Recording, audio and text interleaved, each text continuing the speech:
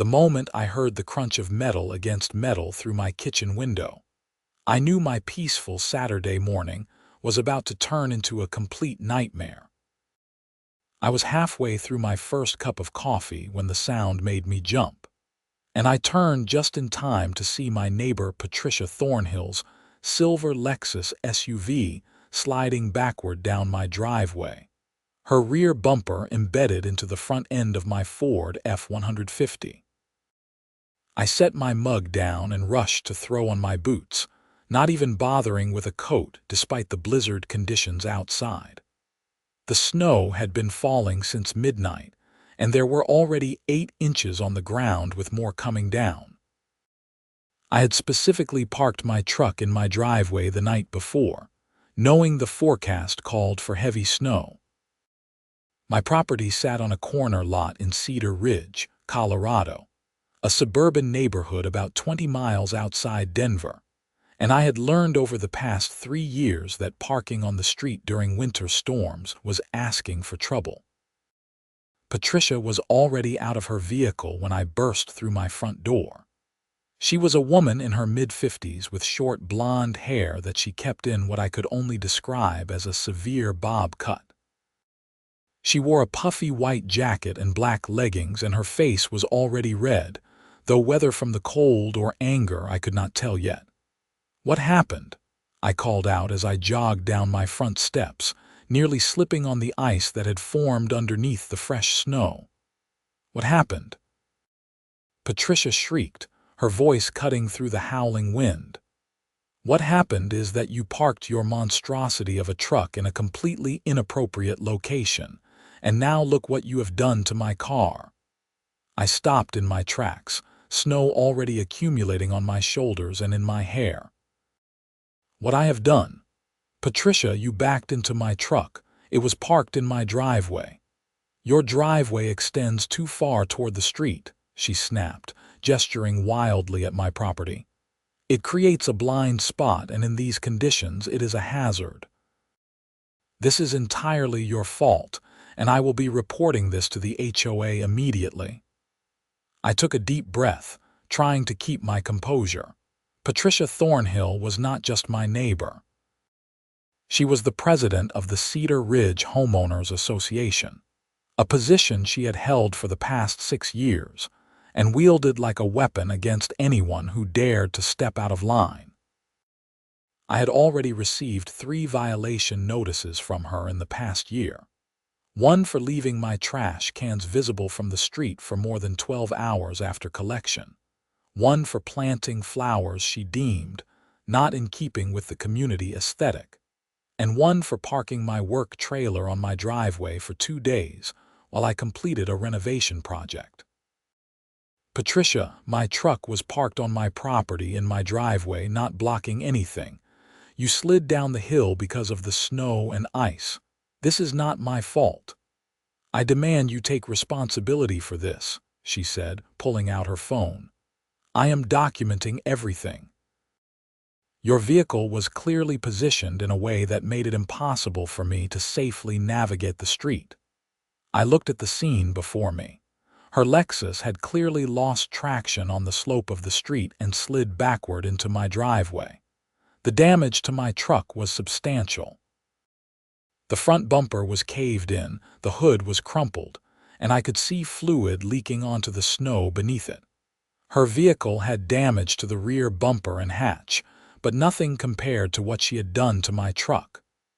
"We need to call the police and file an accident report," I said firmly. "The police?" Patricia laughed, a harsh, bitter sound. "The police are not going to come out in this weather for a minor fender bender. Besides, this is a private property matter that should be handled through the HOA. This is not an HOA matter. You damaged my vehicle. We need to exchange insurance information." Patricia's face turned an even deeper shade of red. "I am not giving you anything until we determine fault, and I am telling you right now that you are at fault for creating a hazardous parking situation. I will be calling an emergency HOA board meeting to discuss your repeated violations of community standards." "Emergency meeting?" "Patricia, you crashed into my truck." "Lower your voice," she hissed, looking around as if concerned the neighbors might hear, though in this weather most people were smart enough to stay inside. "I will not be spoken to in this manner. As HOA president, I have a duty to maintain safety standards in this community, and your reckless parking is exactly the kind of behavior that puts everyone at risk." I pulled out my own phone and started taking pictures of the scene. The tire tracks in the snow clearly showed her vehicle sliding backward from the street into my driveway. There was no ambiguity about what had happened. Patricia immediately started doing the same, taking photos from various angles and muttering to herself about evidence and liability. "I am going to call the police anyway," I said, dialing 911. The dispatcher was polite but firm. With the blizzard conditions, they were responding only to emergencies involving injuries. She suggested we exchange information and file a report online once the weather cleared. I explained the situation, including the fact that the other driver was refusing to provide insurance information.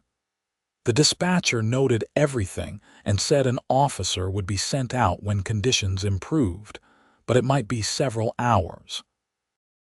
When I hung up, Patricia was back in her Lexus, attempting to pull away from my truck.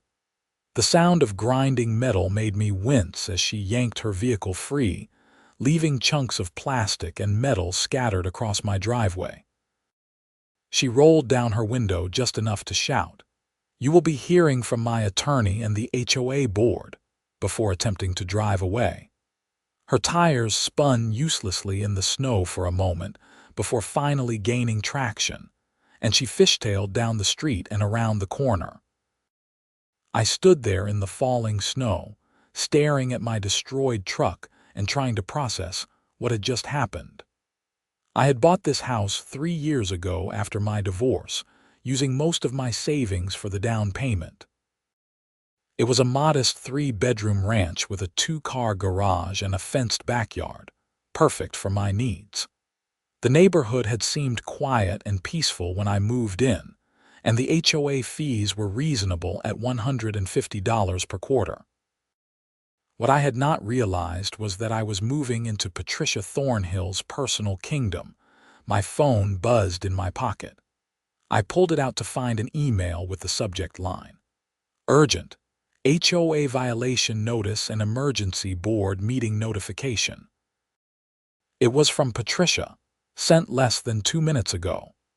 The email detailed a list of alleged violations, including hazardous vehicle placement, creating unsafe conditions during inclement weather, and failure to maintain property in accordance with community standards. She had scheduled an emergency board meeting for Monday evening at 7 p.m. and stated that my attendance was mandatory. The email concluded with a thinly veiled threat about potential fines and legal action if I did not remedy the situation immediately.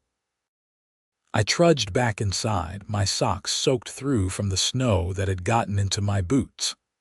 My coffee was cold, my truck was destroyed, and I was apparently being hauled in front of the HOA board for the crime of parking on my own property. I changed into dry clothes and spent the next hour documenting everything. I took more photos of my truck from every angle, the tire tracks in the snow, the damage patterns, and the pieces of Patricia's Lexus scattered across my driveway. I backed up the photos to my computer in cloud storage, then started drafting my own account of what had happened. By noon, the snow was still falling heavily. I tried calling my insurance company, but I got a message saying they were experiencing higher than normal call volumes due to weather-related accidents. I left a detailed message and requested a callback. Then I did something I probably should have done a year ago. I started researching Colorado HOA laws. What I found was both enlightening and infuriating. HOAs in Colorado had significant power, but that power was not unlimited.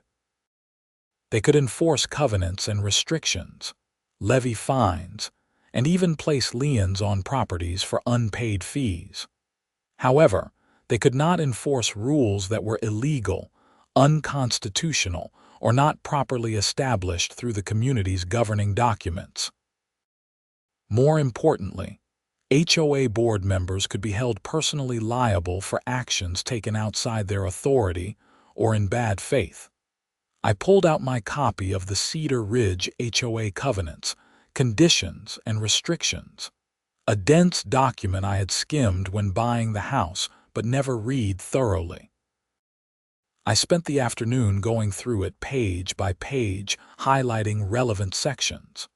Nowhere in the document was there any restriction on parking vehicles in one's own driveway. There were rules about inoperable vehicles, commercial vehicles over a certain size, and recreational vehicles, but nothing about standard passenger vehicles or trucks parked on private property. The snow finally stopped around 4 in the afternoon, leaving nearly 14 inches of accumulation. I bundled up properly this time and spent 2 hours clearing my driveway and sidewalks. Several neighbors came out to do the same, and a few asked about the damage to my truck. I kept my answers brief, saying there had been an accident and it was being handled. I did not want to badmouth Patricia before I had all my facts straight, even though she apparently had no such compunctions about me. That evening, I got a call from an unknown local number. I answered to find a woman introducing herself as Linda Chen, another member of my street who I had met a few times at neighborhood gatherings. "I am calling because I saw what happened this morning," she said quietly. "I was looking out my window when Patricia's car slid into your truck. I saw the whole thing, and I thought you should know that I have security camera footage of it." Relief washed over me. "Linda, that would be incredibly helpful. Would you be willing to share that footage with me?" "Absolutely. Patricia has been terrorizing this neighborhood for years, and honestly, I am tired of it. She gave my husband a violation notice last month because our mailbox had a small dent in it from when a snowplow clipped it. We had already ordered a replacement, but she threatened to fine us $50 a day until it was fixed. I had no idea other people were having problems with her. Oh, everyone has problems with her. Most people just pay the fines or fix whatever she complains about because it is easier than fighting. But what she did today was completely out of line. I will email you the footage within the hour." True to her word, Linda sent me a video file that clearly showed the entire incident. Patricia's Lexus appeared at the top of the frame, moving slowly down the snow-covered street. Suddenly, the vehicle began sliding backward, clearly out of control. It slid down the slight incline and directly into my truck, which was clearly parked entirely within my driveway, nowhere near the street. The video even captured Patricia getting out of her vehicle and examining the damage before I came outside. I saved the video in multiple locations and felt a weight lift off my shoulders. No matter what Patricia claimed, I had objective evidence of exactly what had happened. Sunday passed quietly. I heard nothing from the police, but I filed an online accident report as the dispatcher had suggested. I also left another message with my insurance company and started getting quotes from body shops for the repairs. The estimates ranged from $6,000 to $8,000, and my truck was likely going to be in the shop for at least 2 weeks. Monday morning, I received a certified letter from a law firm representing the Cedar Ridge HOA. The letter reiterated the violations Patricia had listed in her email and demanded that I pay a $500 fine for willful creation of hazardous conditions and remove my truck from my driveway within 24 hours. It also stated that failure to comply would result in additional daily fines of $100 and potential legal action to place a lien on my property. I called the law firm immediately and asked to speak with the attorney who had sent the letter. After being transferred twice, I reached a paralegal who informed me that the attorney was not available but would return my call. I left a detailed message explaining that the truck was damaged in an accident caused by the HOA president herself, and that I had evidence proving she was at fault. I also stated that the alleged violations had no basis in the HOA's governing documents. The emergency board meeting was scheduled for 7 p.m. that evening. I spent the day preparing. I printed copies of the relevant sections of the HOA covenants, screenshots of the violation notices, the security camera footage on a USB drive, photos of the accident scene, and my own written statement. I also printed out sections of Colorado state law regarding HOA powers and limitations. At 6:45 p.m., I walked across the street to the community clubhouse, a small building that served as the meeting place for HOA gatherings and occasional neighborhood events. The parking lot was nearly empty, with only 3 cars present. I recognized Patricia's damaged Lexus immediately.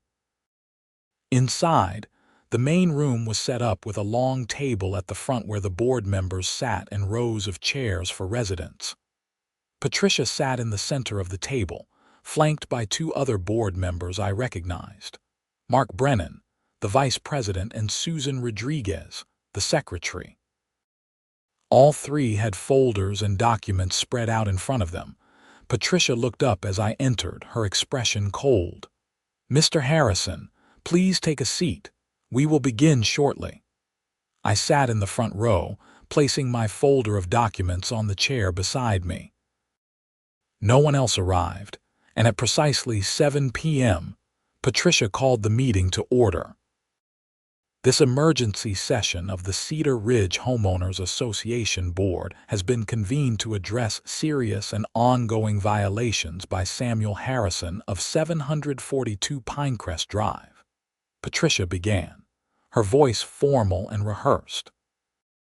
"Mr. Harrison has repeatedly demonstrated a disregard for community standards and safety, culminating in an incident this past Saturday morning that resulted in property damage and created dangerous conditions." "That is not what happened, and you know it," I said evenly. "You will have an opportunity to speak when recognized," Patricia snapped. "Mark, please read the list of violations." Mark Brennan, a thin man in his early 60s with wire-rimmed glasses, cleared his throat and began reading from a document. Violation 1. Parking oversized vehicle in driveway in a manner that extends toward the street, creating a blind spot and hazardous condition. Violation 2. Failure to properly maintain vehicle position during winter weather conditions. Violation 3. Aggressive and threatening behavior toward HOA president during official duties. Violation 4. Previous unresolved violations including unauthorized landscaping and improper waste container storage. "None of those are actual violations of the HOA covenants," I said, pulling out my own copies. "I have read the entire governing document. There is no restriction on parking standard vehicles in driveways. There is no requirement for any specific vehicle position during winter weather. And I have never behaved aggressively or threateningly toward anyone." "Your interpretation of the covenants is irrelevant," Patricia said. "The board has the authority to determine violations and enforce community standards." "Actually, you do not," I replied, my patience wearing thin. "Your authority is limited to enforcing the rules as written in the governing documents. You cannot create new rules or selectively enforce non-existent ones." Susan Rodriguez, a heavy-set woman with curly dark hair, spoke up for the first time. "Mr. Harrison, we are simply trying to maintain a safe and attractive community. Surely you can understand that." I understand that your president backed into my parked truck and is now trying to blame me for it and fine me $500 for her mistake. That is a complete mischaracterization of events, Patricia said, her voice rising. Your vehicle was positioned in such a way that it was impossible for me to safely navigate the street during hazardous weather conditions. Your vehicle slid backward down the street and into my driveway. My truck was completely on my property, not blocking anything. I pulled out my phone and pulled up the security camera footage. In fact, I have video evidence that proves exactly what happened. Patricia's face went pale, then flushed red. That is irrelevant to this proceeding. We are not here to discuss an accident. We are here to discuss your violations of HOA rules. The violations that you made up after you crashed into my truck. I stood up and walked to the front table, setting my phone down with the video paused at a frame clearly showing her Lexus sliding into my truck. This footage shows your vehicle losing control and hitting mine. My truck was parked legally on my own property. You caused this accident, and now you are abusing your position as HOA president to avoid responsibility. Mark Brennan leaned forward to look at the video. His eyes widened slightly. Patricia, is this accurate? I have not seen this video before, and I question its authenticity, Patricia said quickly. Regardless, it does not change the fact that Mr. Harrison has created unsafe conditions in our community. What unsafe conditions? I demanded. Show me in the covenants where it says I cannot park my truck in my own driveway. The board has the authority to determine what constitutes a safety hazard, Patricia insisted. Not without basis in the governing documents, you do not. And certainly not retroactively to cover up your own negligence. I pulled out the legal printouts I had prepared. Colorado state law is very clear about HOA authority. You can enforce rules that exist in the covenants, but you cannot arbitrarily create new ones or selectively enforce them for personal reasons. What you are doing right now could make you personally liable for harassment and abuse of authority. Susan and Mark exchanged uncomfortable glances. Patricia's hands were clenched into fists on the table. I want my insurance information filed for the damages to my truck, I continued. I want the violation notices rescinded, and I want an apology. You will get none of those things, Patricia hissed. This board stands by its determination. You are fined $500, payable within 30 days, and you are required to relocate your vehicle immediately. Then I will be filing a lawsuit against both you personally and the HOA, I said calmly.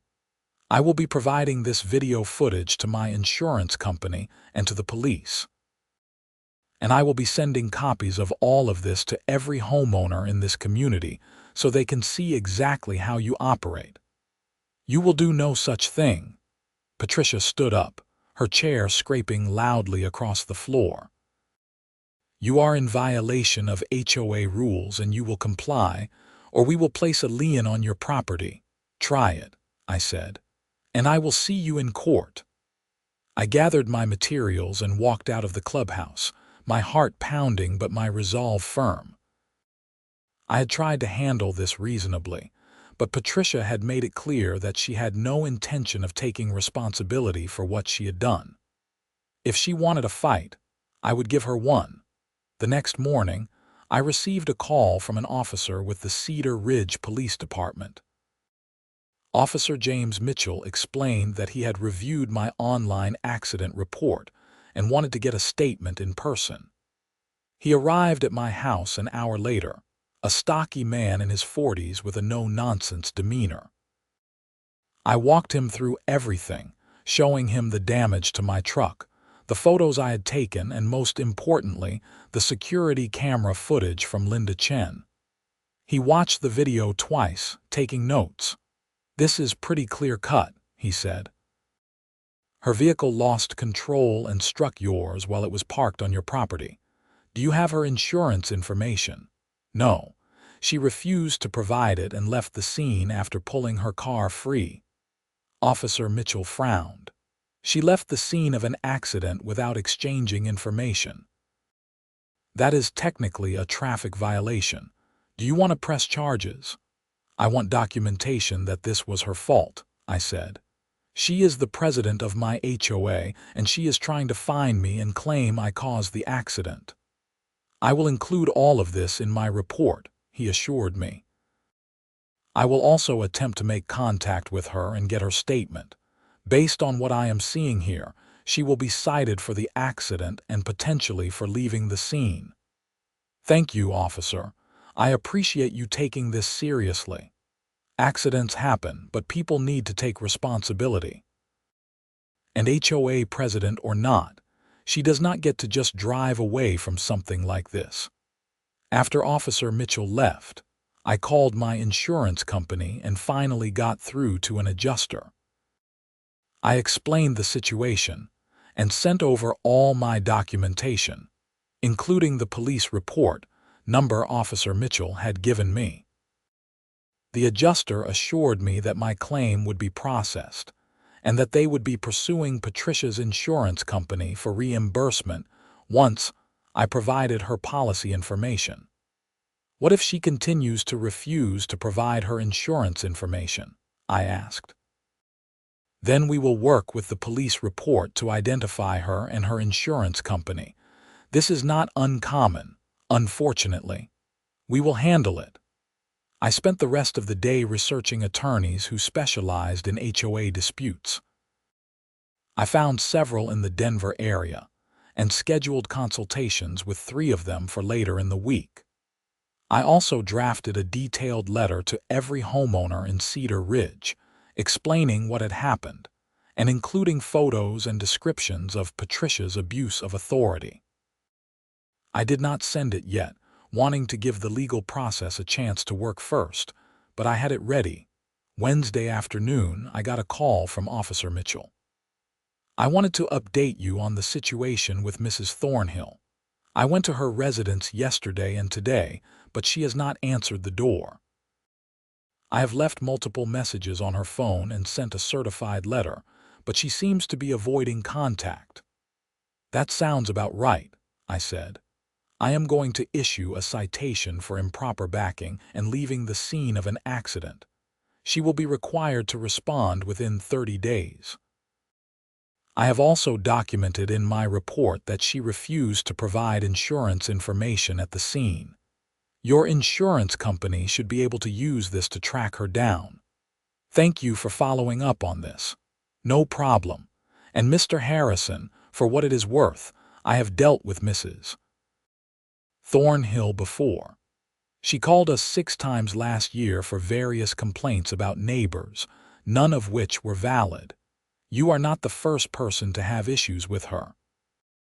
That evening, I received another email from the HOA attorney's office, demanding payment of the $500 fine and threatening additional penalties. I responded with a detailed email explaining that the violations were invalid, attaching the security camera footage, the police report number, and citations of Colorado HOA law. I concluded by stating that any further harassment would be met with legal action. I also received several calls from neighbors. Apparently, word had spread about the incident and the emergency board meeting. Linda Chen had told several people about the security footage, and more residents were reaching out to share their own stories of Patricia's overreach. One couple, David and Maria Gonzalez, told me about how Patricia had fined them $300 because their teenage son's car, a beat-up Honda Civic, was deemed unsightly.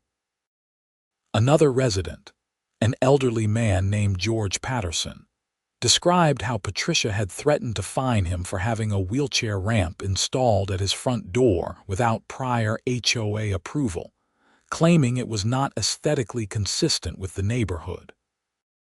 He had ultimately gotten the board to back down, only after threatening to file a disability discrimination complaint. The more stories I heard, the clearer it became that Patricia had been running the HOA like her personal fiefdom for years, and most residents had simply complied with her demands rather than fight back.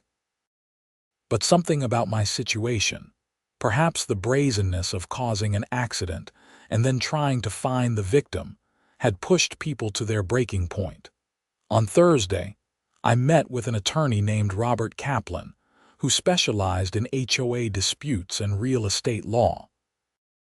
His office was in a modern building in downtown Denver, and he came highly recommended by several online reviews and referrals.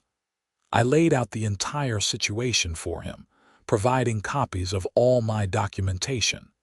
He reviewed everything carefully, occasionally nodding or making notes. "You have a very strong case," he said finally. "What Mrs. Thornhill is doing is a clear abuse of authority. The violations she is citing have no basis in your HOA's governing documents, and her attempt to fine you for an accident she caused is egregious. You have multiple claims here. 1. A defense against the HOA's improper fines and violations. 2. A counterclaim for the damages to your truck. And 3. Potentially a personal claim against Mrs. Thornhill for harassment and abuse of process. What would you recommend?" "First, I will send a cease and desist letter to both the HOA and Mrs. Thornhill personally, demanding that they rescind the violations and fines and cease all harassment. I will also demand her insurance information for the accident claim. Second, if they do not comply, we file suit in county court. Given the evidence you have, I am confident we will prevail. What about her position as HOA president? Can she continue to use that to make my life difficult? That is a good question. HOA board members can be removed for cause, but it typically requires a vote of the membership. However, if we can demonstrate that she is abusing her authority and acting in bad faith, we may be able to seek an injunction preventing her from taking any further action against you specifically. We could also potentially seek her removal as part of a broader settlement. How much is this going to cost? My retainer is $3,000, which covers initial work including demand letters and preliminary court filings. If we go to trial, costs will increase, but given the strength of your case, I think there is a good chance they will settle once they realize you are serious." I thought about it for a moment.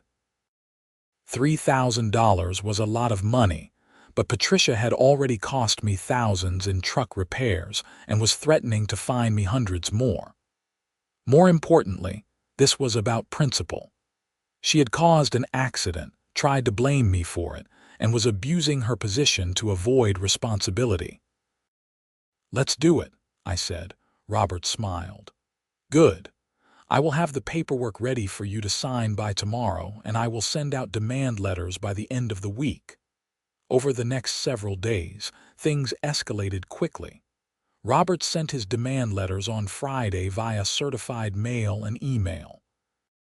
The letter to Patricia personally demanded her insurance information, an apology, and reimbursement for the damages to my truck. The letter to the HOA demanded that all violations and fines be rescinded immediately, and warned that continued harassment would result in legal action. Monday morning, Patricia responded with her own attorney, a lawyer named Douglas Freeman who specialized in HOA representation. His response was predictably hostile, claiming that the HOA had acted appropriately and that I was attempting to bully the board. He provided Patricia's insurance information, but only because the police report had already identified her and her insurer. I forwarded the information to my insurance company, and they began the process of filing a claim against her policy. Patricia's insurance company contacted me within 2 days, asking for my account of the accident. I sent them everything: the security footage, photos, police report, and my written statement. The adjuster I spoke with seemed surprised by the thoroughness of my documentation. "This makes our job a lot easier," she said. "Based on what I am seeing, our insured is clearly at fault. We will be accepting liability for the damages to your vehicle. Thank you. Can you also send a statement of that determination to my attorney? The person who hit me is claiming I caused the accident and is trying to fine me through our homeowners association." "Absolutely. I will have our formal liability determination letter sent to you and your attorney within the week." Things seemed to be moving in the right direction, but Patricia was not done yet. The following week, I received another violation notice, this time claiming that my lawn had not been properly maintained over the winter and that my exterior paint was fading and needed to be refreshed. Both claims were absurd. My lawn was dormant like everyone else's in February, and my house had been painted just 2 years ago. I forwarded the notice to Robert, who immediately sent another cease and desist letter, this time more forcefully worded and explicitly threatening sanctions for harassment if Patricia did not stop. He also filed a formal complaint with the HOA board, demanding an emergency meeting to address Patricia's conduct. That complaint triggered something I had not expected: a rebellion among the other homeowners. Within days of Robert's complaint becoming known, I was contacted by more than a dozen residents who wanted to add their own complaints about Patricia's conduct. Someone created a private Facebook group for Cedar Ridge residents, and it quickly filled with stories of Patricia's overreach, improper fines, and selective enforcement of rules. One resident, a lawyer named Thomas Brighton, who lived 3 streets over, took the lead in organizing a petition to call a special meeting of the HOA membership to vote on Patricia's removal. Under Colorado law and the Cedar Ridge HOA bylaws, 20% of homeowners could petition for such a meeting. Thomas reached that threshold in less than 3 days. Patricia tried to block the meeting, claiming the petition was invalid, but Thomas knew the law better than she did. He sent a formal notice to all 3 board members, with copies to the HOA's attorney, citing the specific bylaw provisions that required the meeting to be held. The board had no choice but to schedule it. The special meeting was set for a Saturday morning in early March, giving everyone 3 weeks' notice as required by the bylaws. In the meantime, my truck repairs were completed, and Patricia's insurance company cut me a check for $7,200. I also received the formal liability determination letter, which stated clearly that Patricia had been at fault for the accident, and that her claims about hazardous parking conditions were not supported by the evidence. I made copies of that letter and sent one to Patricia, one to the HOA board, one to the HOA's attorney, and posted a copy in the community Facebook group. The reaction was explosive. Residents who had been on the fence about the dispute were now firmly on my side. Patricia had spent years portraying herself as the guardian of community standards, and now there was proof that she had not only caused an accident, but had tried to cover it up by abusing her authority. The HOA's attorney, Douglas Freeman, quietly withdrew from representing the association in any matters related to me, citing a conflict of interest. The remaining board members, Mark and Susan, sent me a joint letter apologizing for the situation and stating that all violations and fines against me were being rescinded. They also suspended Patricia from her duties as president pending the outcome of the special meeting. Patricia did not take any of this well. She began posting in the community Facebook group, claiming that there was a conspiracy against her and that I had manipulated evidence. Her posts became increasingly unhinged, accusing various neighbors of colluding to destroy her reputation. Several people reported that she had driven past their houses slowly, taking photos, which made everyone uncomfortable. Things came to a head 2 weeks before the special meeting. I was at work, managing a kitchen renovation for a client in Boulder, when I got a call from Linda Chen. "You need to come home right away," she said, her voice shaking. "Patricia is at your house and she is doing something to your truck." I apologized to my client and raced home, making the drive in record time. When I pulled onto my street, I saw Patricia's Lexus parked on the street in front of my house, and Patricia herself standing in my driveway with a camera and a tape measure. I parked behind her car and got out. "Patricia, what are you doing on my property?" She spun around, her face flushed. "I am documenting violations. Your truck is still parked in an unsafe position and I am gathering evidence for my legal case." "Your legal case?" "Patricia, your own insurance company determined you were at fault. The HOA rescinded all the violations. You have no authority to be on my property." "I have every right to inspect properties for compliance with HOA rules," she insisted. "No, you do not.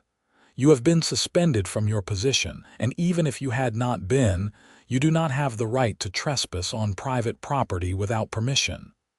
This is not trespassing. I am performing my duties as HOA president."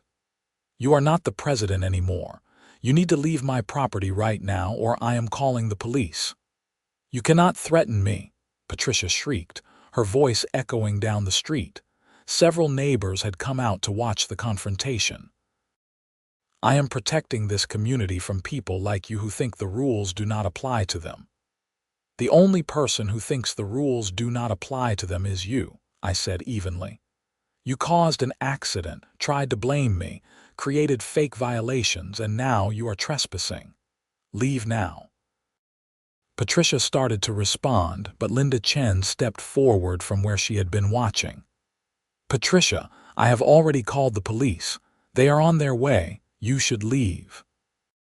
Patricia looked around at the growing crowd of neighbors, all watching her with expressions ranging from anger to pity. For a moment, I thought she might actually leave. Instead, she raised her camera and started taking more photos of my truck, muttering about evidence and legal proceedings. Officer Mitchell arrived about 10 minutes later, responding to Linda's call. He took one look at the situation and sighed. "Mrs. Thornhill, we have spoken about this before," he said. "You cannot be on someone else's property without permission."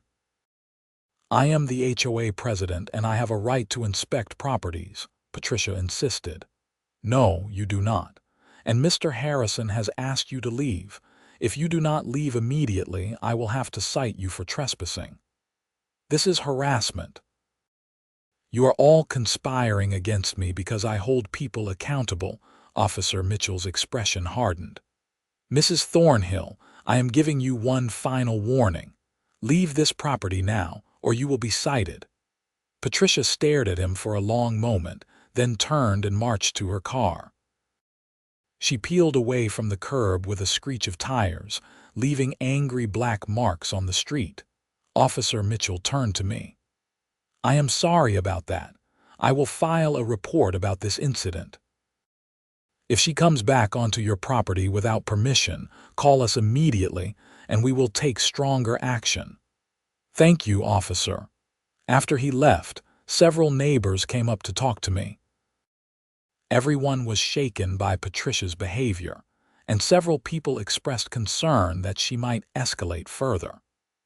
Thomas Brighton assured everyone that the special meeting would go forward as planned, and that there were more than enough votes to remove Patricia from the board. The final 2 weeks before the meeting were tense.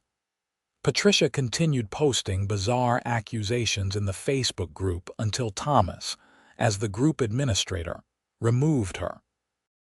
She then sent a mass email to all homeowners claiming that the special meeting was illegal and that anyone who attended would be subject to fines. Her attorney, who I had thought was no longer representing her, sent a letter to the HOA threatening legal action if the meeting proceeded. But Thomas quickly shot that down with citations to the bylaws. The morning of the special meeting arrived cold and clear. It was held at a local community center because the HOA clubhouse was too small to accommodate the expected turnout. I arrived early and was stunned to see more than 100 people already there. Cedar Ridge had about 250 homes, and it looked like representatives from nearly all of them had shown up. Patricia sat in the front row, her arms crossed, and her expression defiant. Mark and Susan sat at a table at the front of the room, looking uncomfortable. Thomas Brighton stood at a podium, preparing his materials. At exactly 10 a.m., Thomas called the meeting to order.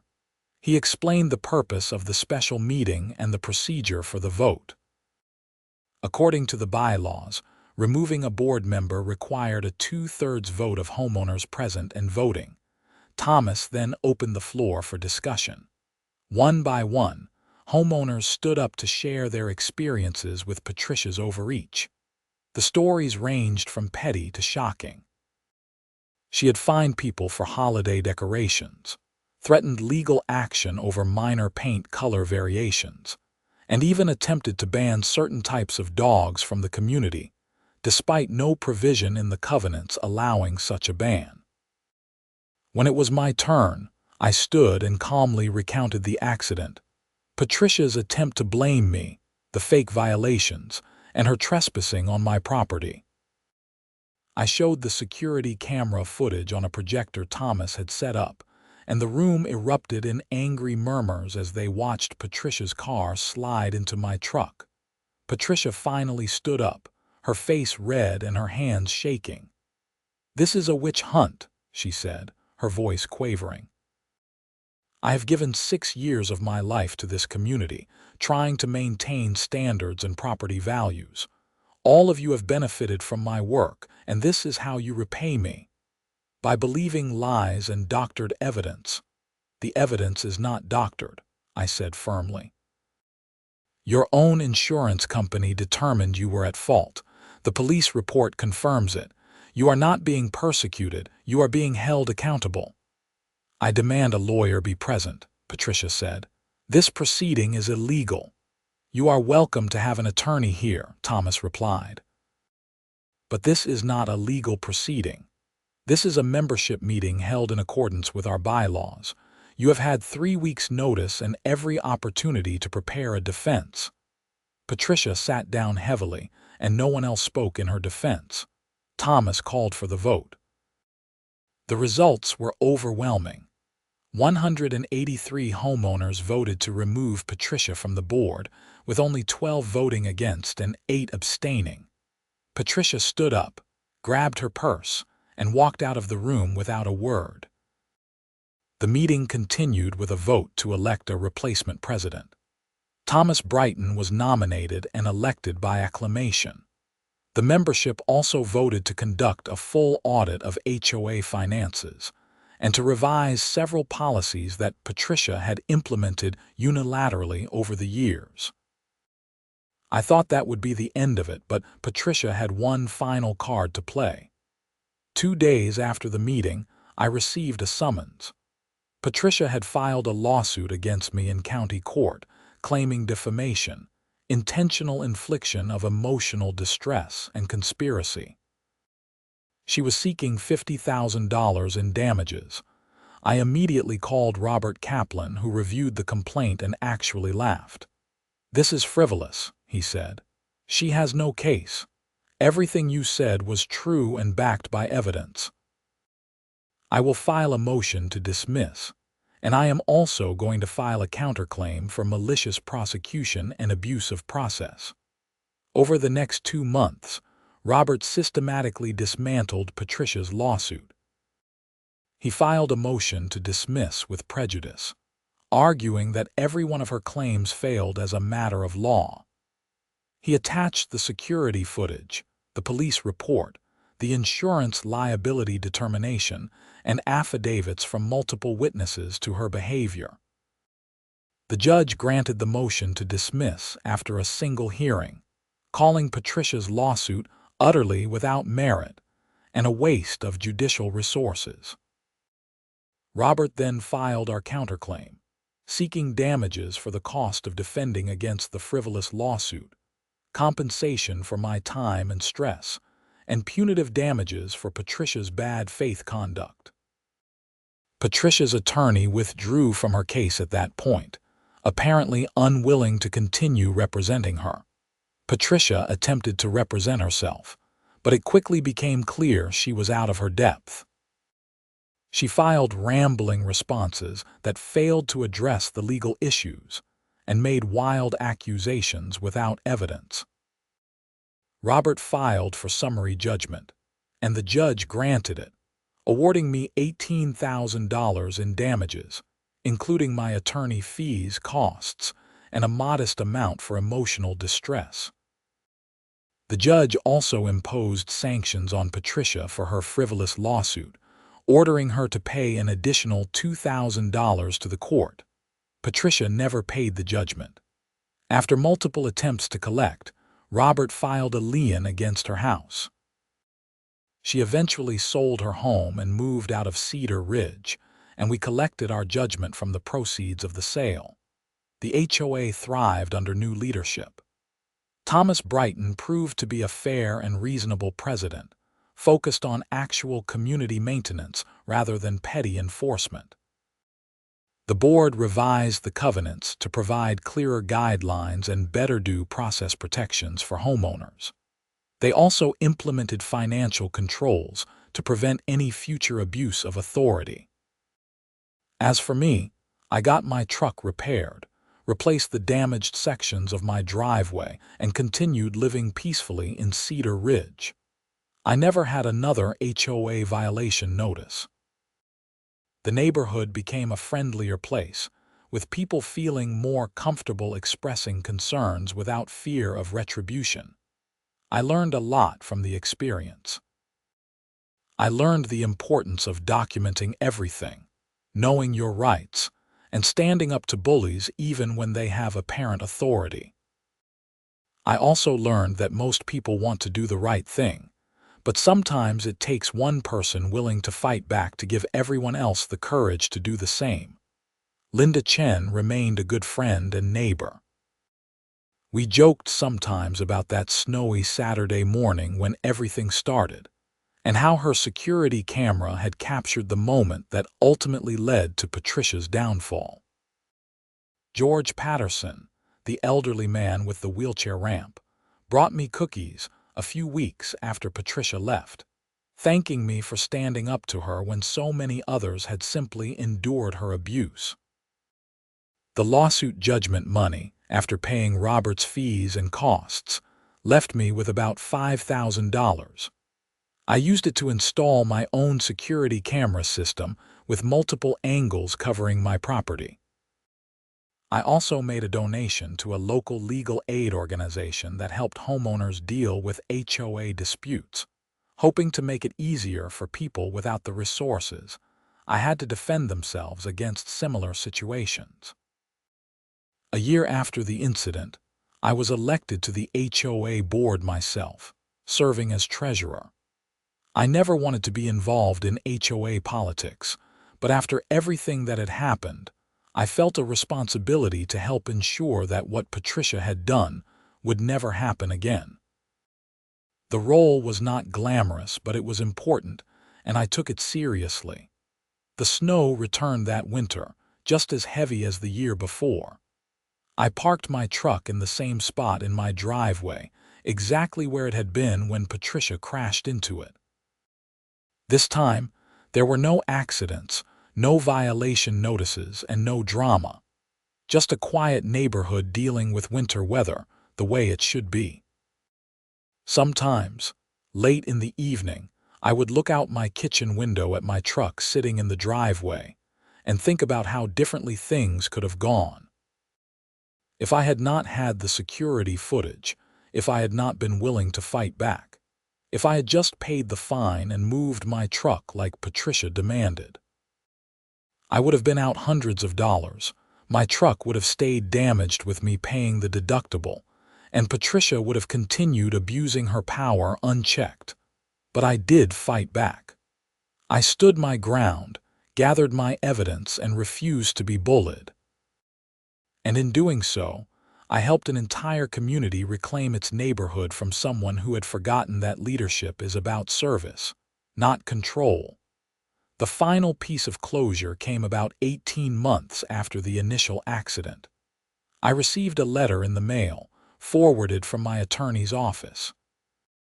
It was from Patricia, written in shaky handwriting. It was not an apology exactly, but it was an acknowledgement. She wrote that she had been under a lot of stress, that she had lost perspective, and that she realized now that she had handled things poorly. She did not admit fault for the accident or the harassment, but there was something in the tone of the letter that suggested genuine regret, even if she could not quite bring herself to say it directly. I read the letter twice, then filed it away with all the other documents from the case. I did not respond. There was nothing left to say. What happened had happened, the legal system had resolved it, and life had moved on. My neighbors and I sometimes referred to that winter as the year of the HOA rebellion, though always with a laugh.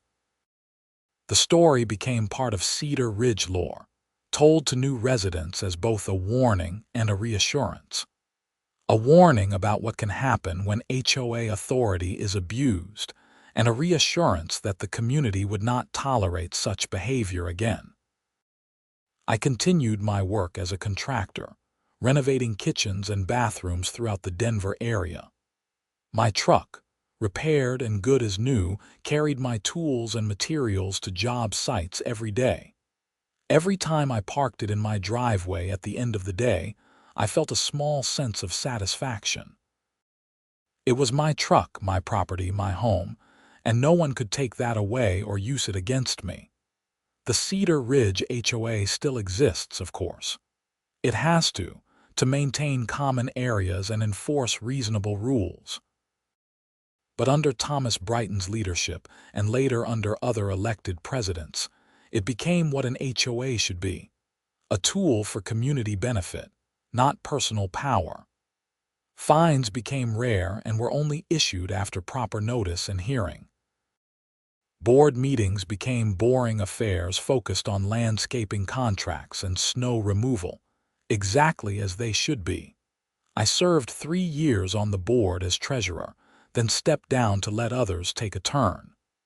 I had done my part to help reform the organization and ensure financial transparency. My replacement was a retired accountant named Margaret Foster, who was far more qualified than I was, and I was happy to hand over the responsibilities. Life in Cedar Ridge became wonderfully ordinary. Neighbors looked out for each other without the fear of petty violation notices. Kids played in yards without parents worrying about temporary toys being cited as eyesores. People painted their houses reasonable colors and planted gardens without seeking permission for every minor detail. The property values remained stable, the neighborhood stayed attractive, and people actually seemed to enjoy living there. I reconnected with my ex-wife briefly during this period, not romantically, but to close out some final paperwork related to our divorce. When I told her about the HOA situation, she laughed and said it was exactly the kind of thing I would dig my heels in about. She was not wrong. I had never been good at backing down from fights I believed in, which had caused problems in our marriage but had served me well in this situation. The legal victory and the community support helped me rebuild my confidence after the divorce. Moving to Cedar Ridge had been about starting over, and while the conflict with Patricia had been terrible at the time, it had ultimately helped me find my footing. I was part of a community again, not just living in one. I had friends and neighbors who respected me, not because I had won a fight, but because I had stood up for what was right when it mattered. 3 years after the accident, I was at a home improvement store in Denver when I saw Patricia in the gardening section. She saw me too, and for a moment, we just looked at each other across the rows of plants and fertilizer. She looked older, more tired, and there was something in her expression that might have been shame or sadness. I nodded at her, a simple acknowledgement, and she nodded back before turning away. We did not speak. There was nothing to say. The past was resolved, and we both had to live with the consequences of our actions. I bought my supplies and went home to Cedar Ridge, to my house with the faded but fine paint and my driveway with my truck, parked exactly where it belonged. I had learned that sometimes the most important battles are the ones you do not want to fight, the ones thrust upon you by circumstance and someone else's poor decisions. But when those battles come, you face them with truth and evidence and determination, because backing down only encourages bullies to keep bullying. That snowy Saturday morning had changed everything. A simple accident caused by bad weather and careless driving had spiraled into months of conflict, legal battles, and community upheaval. But it had also revealed character, both good and bad. It had shown me who my real neighbors were, the ones who would step forward with evidence and support when it mattered. It had taught me the importance of documentation and knowing my rights. And it had reminded me that institutions, even small ones like HOA boards, require vigilance and participation from members to function properly. The story could have ended in disaster. I could have been stuck with thousands of dollars in damages, mounting fines, and a lien on my property, all because I had the misfortune of being hit by someone who refused to take responsibility. Instead, it ended with justice, community reform, and a quiet satisfaction that came from knowing I had done the right thing even when it was difficult. Sometimes people ask me if I regret buying a house in an HOA community, given everything that happened. The answer is no. HOAs are not inherently bad. They serve legitimate purposes when run properly. What happened with Patricia was not a failure of the HOA concept. It was a failure of one person who abused power and a community that had not yet found the will to stop her. Once we did, the HOA became what it should have been all along. I still live in Cedar Ridge today. My truck still gets parked in my driveway every night. When it snows, I clear my driveway and sidewalk, wave to neighbors doing the same, and watch the plows make their careful way down our streets. I have never had another accident in my driveway, and I have never received another violation notice. Life is good. The neighborhood is peaceful. The HOA functions quietly in the background, doing its job without drama or overreach. And somewhere in a filing cabinet in my home office sits a folder containing security camera footage, police reports, legal documents, and the full record of the time an HOA president crashed into my truck and learned that there are consequences for abusing power. It is a reminder, not of conflict, but of resolution, of standing firm when it would have been easier to back down, of doing the hard work of gathering evidence and following through with legal process when it would have been simpler to just pay the fine and move on, of being part of a community and having that community's back when it matters. That is the story of how an HOA Karen crashed into my truck during a snowstorm, then blamed me for parking on my own property, and how justice eventually prevailed. It is a story about winter weather and damaged vehicles and violation notices, but it is really about something more fundamental: the importance of accountability, the power of evidence, and the difference one person can make when they refuse to be bullied. And in the end, that makes all the difference.